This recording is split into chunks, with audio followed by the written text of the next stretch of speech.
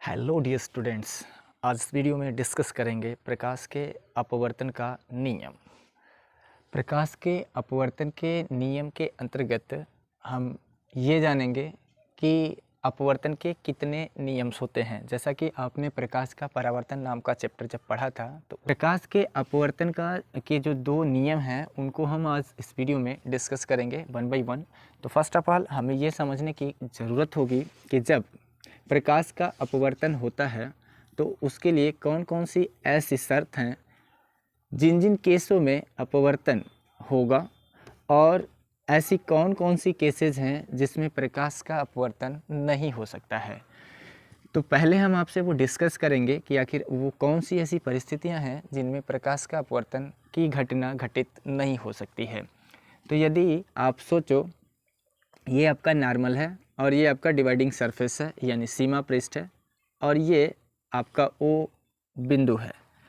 यदि किसी लाइट को इस डिवाइडिंग सरफेस पर या इस सीमा पृष्ठ पर या फिर इस अपवर्तक पृष्ठ पर हम परपेंडिकुलर डालें, कैसे डालें?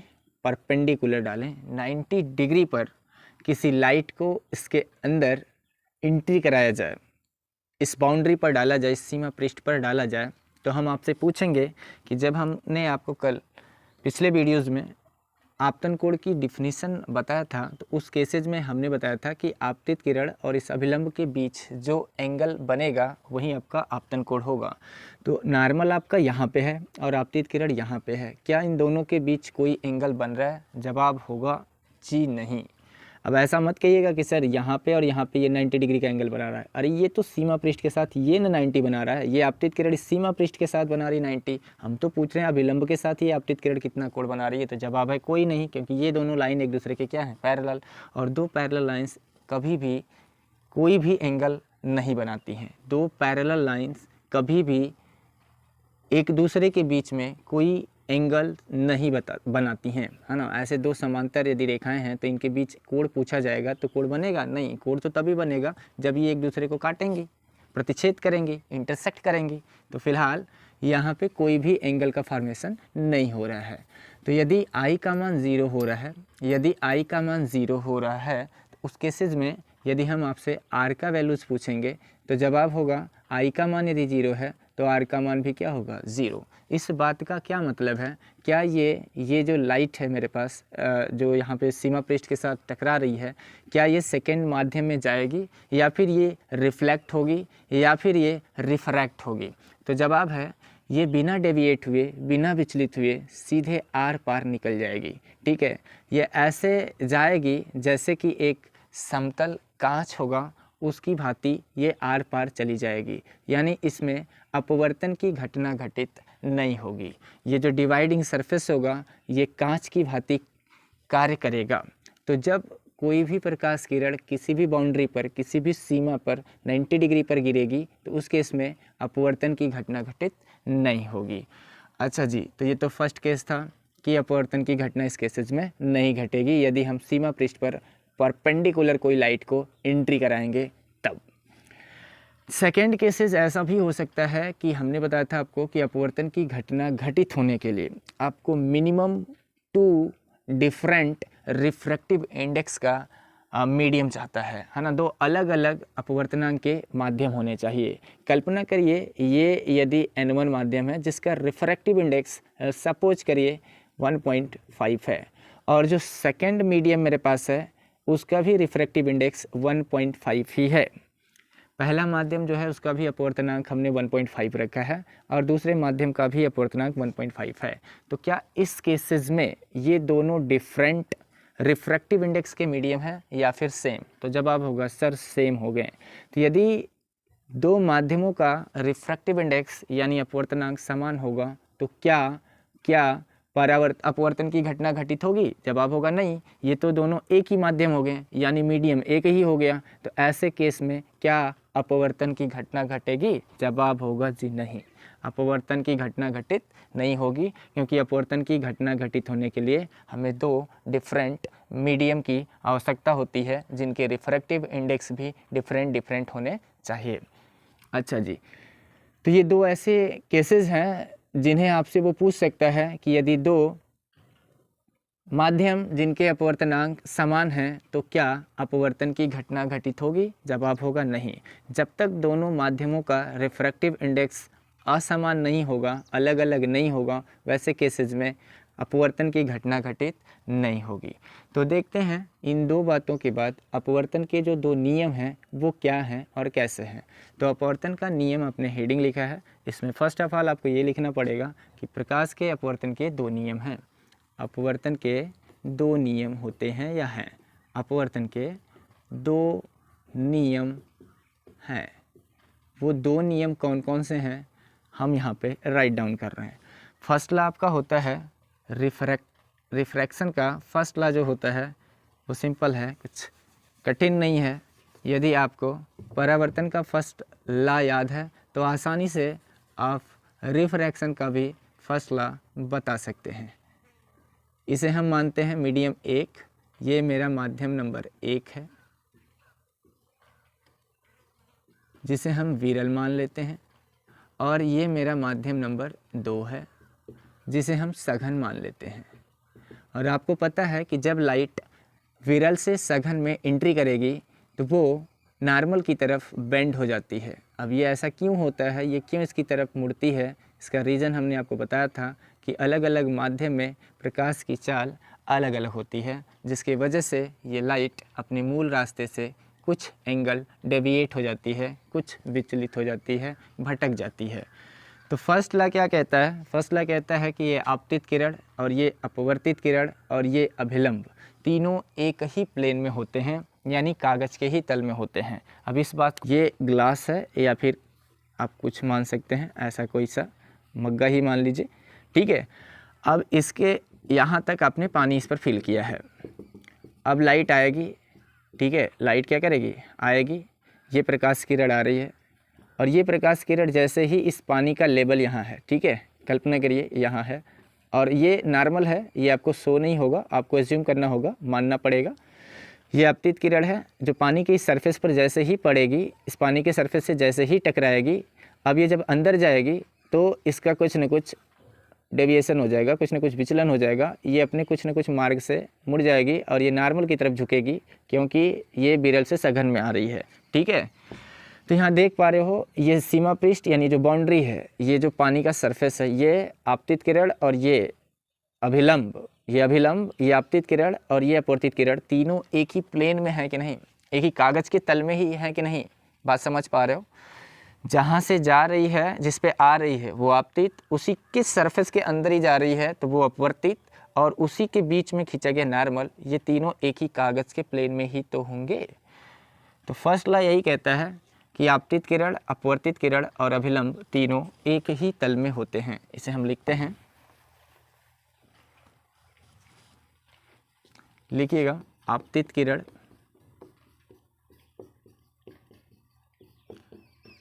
अपवर्तित किरण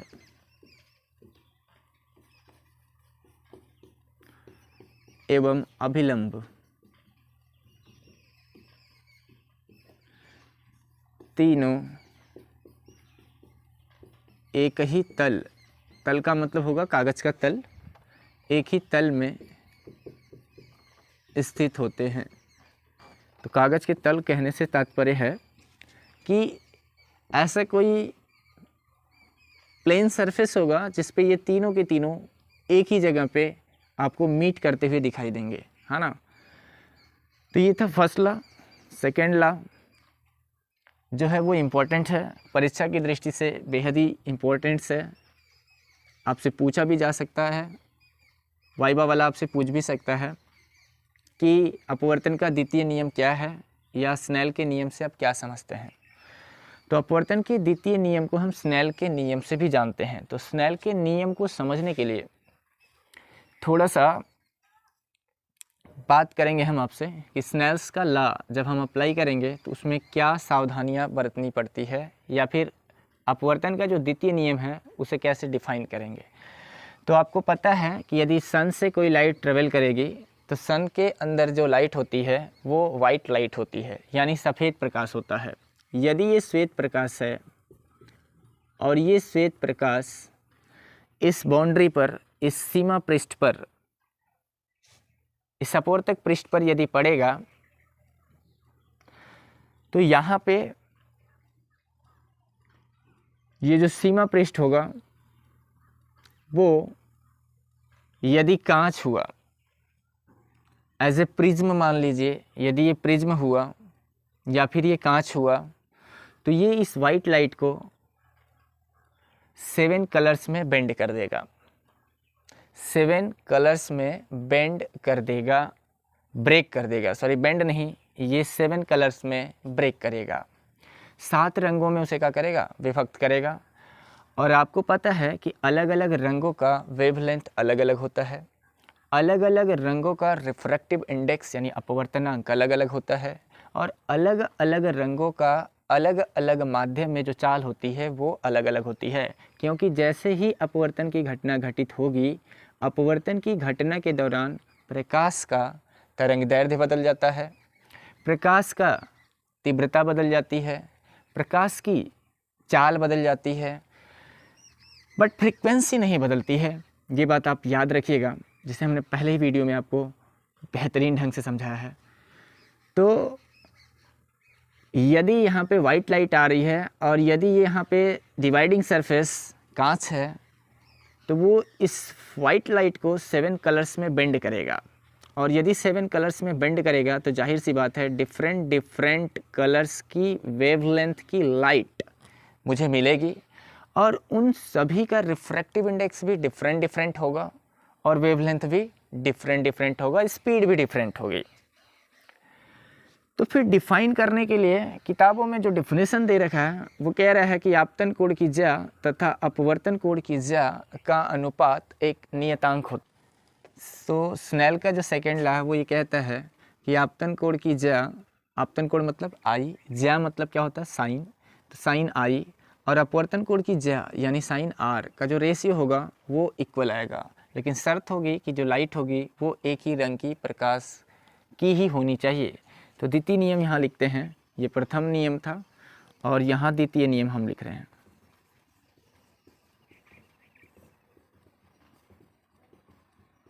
द्वितीय नियम या इसी को क्या कहते हैं, स्नेल का नियम, स्नेल का नियम, स्नेल्स लॉ। तो सुनना, इसकी परिभाषा है एक ही रंग के प्रकाश के लिए, एक ही रंग के प्रकाश के लिए, एक ही रंग के प्रकाश के लिए आपतन कोण की ज्या, आपतन कोण की ज्या, ज्या मीन्स क्या होता है, साइन, ज्या मीन्स साइन, तो आपतन कोण की ज्या तथा अपवर्तन कोण की ज्या का अनुपात एक नियतांक होता है।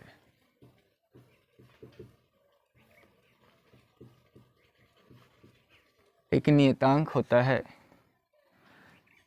वो नियतांक क्या होता है, एन से इंडिकेट करते हैं इसे, तो एन इज इक्वल टू होता है sine i upon sine r, sine i upon sine r. ये जो मेरे पास n होता है, जिसे हम फर्स्ट माध्यम के सापेक्ष दूसरे माध्यम का अपवर्तनांक कहते हैं, ये वही है, 1n2 भी इसे लिख सकते हैं, n भी लिख सकते हैं, 1μ2 भी लिख सकते हैं, क्योंकि रिफ्रैक्टिव इंडेक्स को म्यू से भी इंडिकेट किया जाता है। शर्त यही रखना है आपको याद कि जो भी लाइट आएगी इस रिफ्रैक्शन की घटना के दौरान उसमें कलर एक ही लेना है, ठीक है। ये स्नेल्स का नियम है, sine i upon sine r का जो भी रेशियो आएगा वो क्या होगा, इक्वल। अच्छा जी, हेडिंग लिखेंगे अपवर्तनांक, रिफ्रैक्टिव इंडेक्स, रिफ्रैक्टिव इंडेक्स। ये अपवर्तनांक क्या होता है, कैसे इसे समझेंगे। फॉर एग्जांपल के लिए यदि हम रिफ्रैक्टिव इंडेक्स को आपको समझाएं तो उसके लिए हम एक फिगर ड्रा करते हैं। यहाँ पे कोई लाइट आ रही है और ये लाइट ये लाइट यहाँ से बेंड हो जा रही है क्योंकि इसे हमने विरल माना है माध्यम, और ये है सघन। ठीक है, ये आपतन कोण I और ये अपवर्तन कोण R। तो अपवर्तनांक का मतलब क्या होता है? फर्स्ट ऑफ ऑल यदि हम यहाँ पे लिखें जैसे कांच का अपवर्तनांक, कांच का अपवर्तनांक, कांच का अपवर्तनांक कितना होता है? 1.5 होता है। कितना होता है? 1.5 होता है। कांच का अपवर्तनांक 1.5 है। इस बात का मतलब क्या है? तो इस बात का मतलब होगा कि यदि लाइट एक माध्यम से दूसरे माध्यम में एंट्री करेगी और जो दूसरा माध्यम होगा वो यदि कांच होगा, तो ये कांच उस लाइट की स्पीड को 1.5 टाइम्स कम कर देगा। यदि उस मीडियम का रिफ्रैक्टिव इंडेक्स काफ़ी ज़्यादा है तो उस लाइट का स्पीड उस मीडियम में कम हो जाएगा, और यदि रिफ्रैक्टिव इंडेक्स कम होगा तो उसकी स्पीड ज़्यादा हो जाएगी। तो अपवर्तनांक है क्या? मोटे मोटे तौर पे यदि अपवर्तनांक को समझें तो इसका काम क्या है?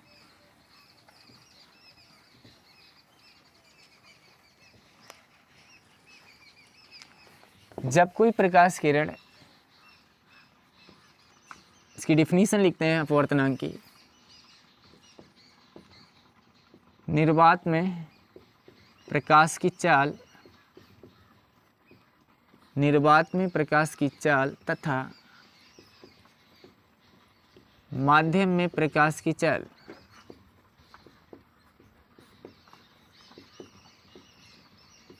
के अनुपात को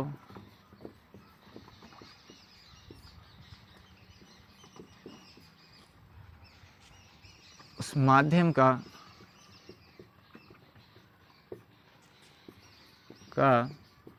अपवर्तनांक कहते हैं।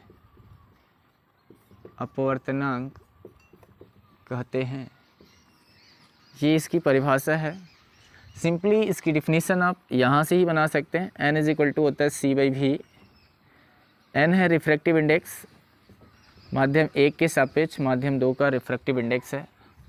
इसे n is equal to C/V लिख सकते हैं। n के प्लेस पर आप 1 या 2 लिख सकते हैं, जिसका मतलब है पहले माध्यम के सापेक्ष दूसरे माध्यम का अपवर्तनांक। जहाँ C क्या है? वेयर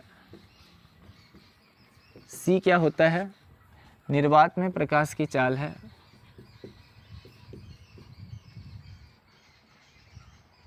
प्रकाश की चाल